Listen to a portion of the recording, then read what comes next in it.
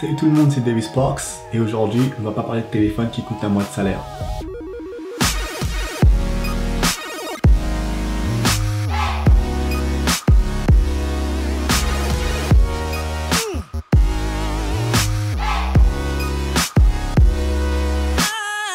Voici donc le Nokia 2.1, le dernier entrée de gamme de Nokia qui ouvre sa nouvelle série de smartphones abordables avec ses grands frères, le 3.1 et le 5.1. Alors, pas de suspense, j'annonce directement son prix, il coûte 119 €. À ce prix-là, on pourrait se demander si on se retrouverait pas avec l'équivalent d'un Wiko bas de gamme, mais la réalité est tout autre. Pour la rapide revue technique, le Nokia 2.1 est équipé d'un écran 720p HD 5,5 pouces, d'un processeur Snapdragon 425, un petit giga de RAM et une batterie de 4 mAh. Le design et la prise en main de ce 2.1 est plutôt bonne. Principalement en plastique, l'armature du téléphone dégage une certaine solidité et l'appréhension est assez correcte. Sur les tranches, les boutons volume et power font bon effet, en plus d'être facilement reconnaissables. La prise jack se trouve en haut du téléphone et le port micro SD complète le tout. Par contre en 2018, les ports micro SD, no. La prise en main du téléphone est donc agréable, même s'il faudra souvent le manier à deux mains à cause de son encombrement conséquent. Cela est dû à son grand écran et à ses haut-parleurs stéréo. Un très bon point pour cette tranche de prix.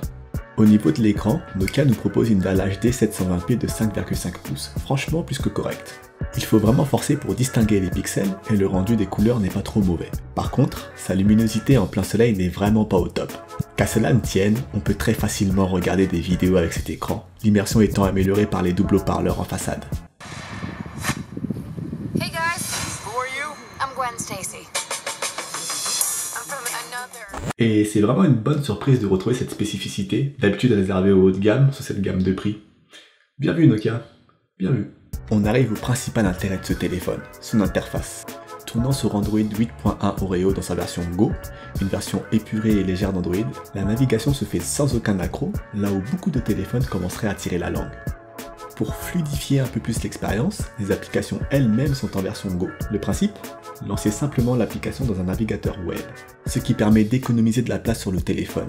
Pas vraiment idiot, car le téléphone ne dispose que de 8 Go de capacité, qui reste toutefois extensible à l'aide d'une carte microSD.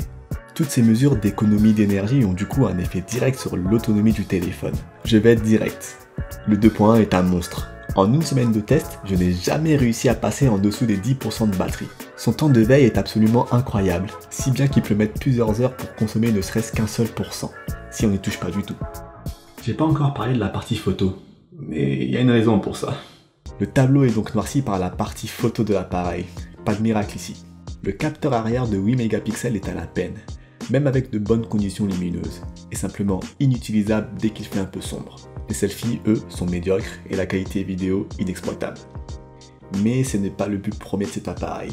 Amateurs de Snapchat ou Instagram, passez votre chemin. Alors au final, un bon plan ce Nokia 2.1 ? Eh bien, ça va dépendre surtout de vous en fait. Si vous avez besoin d'un smartphone capable d'assurer le minimum, c'est-à-dire surfer sur le web ou consulter vos mails, il sera parfait pour vous. Par contre, si vous êtes accro aux réseaux sociaux tels que Snapchat ou Instagram, il va peut-être falloir élever un tout petit peu le budget. Voilà, c'est tout pour aujourd'hui. J'espère que vous avez apprécié cette vidéo, et comme toujours, peace!